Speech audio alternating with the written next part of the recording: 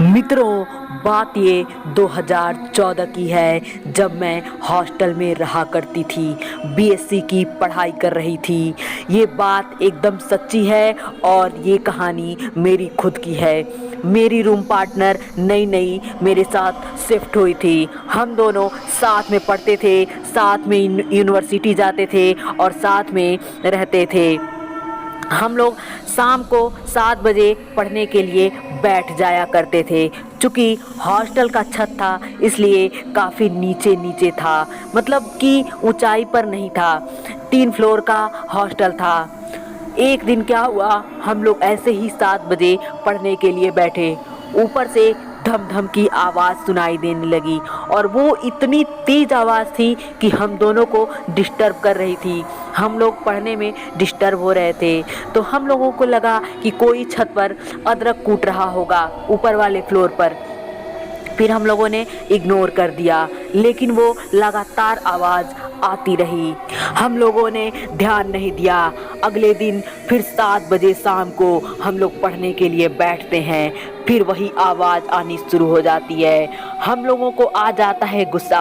हम लोग सोचते हैं शायद ऊपर वाली लड़कियां हम लोगों को डिस्टर्ब कर रही हैं, बट ऐसा क्या था। मैं गार्ड जी के पास गई, जो हॉस्टल के गार्ड होते थे। उनसे मैंने बोला, गार्ड जी एक हमको बांस दे दीजिए या फिर कोई डंडा दे दीजिए, ऊपर लड़कियां हम लोगों को डिस्टर्ब करती हैं। अगर ऊपर से वो खटखट की आवाज़ करेंगी तो हम लोग भी पीछे से ऊपर छत पर डंडे से मारेंगे ताकि उन लोगों तक भी हम लोगों की आवाज़ पहुँचे।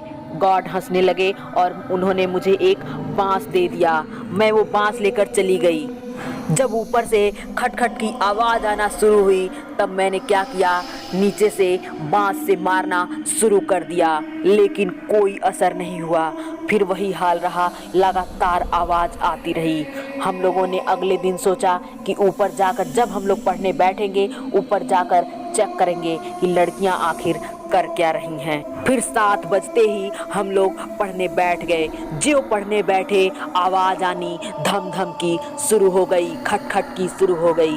हम लोग तुरंत कॉपी किताब बंद करके और ऊपर वाले फ्लोर पे गए, देखे आखिर ये लड़कियां क्यों हम लोगों को डिस्टर्ब करती हैं। जब हम लोग वहाँ गए, देख रहे हैं जो भी लड़कियां हैं वो पढ़ने बैठी हुई हैं। कोई भी आवाज़ किसी कमरे से नहीं आ रही थी। खिड़की में झांकना हम लोगों ने शुरू किया, सारी लड़कियां पढ़ रही थी। अब हम लोगों के मन में शंका होता है।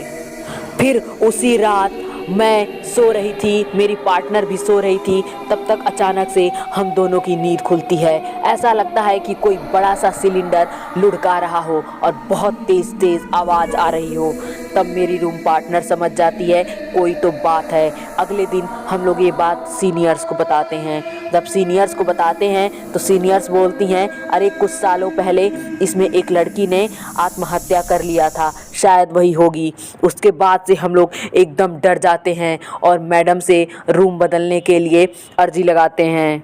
मैम रूम नहीं बदलने देती हैं। हम लोगों को साल भर उसी रूम में रहना पड़ता है और रोज़ रोज़ उस लड़की की आवाज़ वो खटर पटर की सुननी पड़ती है। शायद वो लड़की कोई स्टूडेंट थी और वो आत्महत्या करके मर गई थी और हम लोगों को पढ़ने में डिस्टर्ब करती थी। दोस्तों, ये कहानी कहते हुए मेरे रोंगटे खड़े हो जा रहे हैं।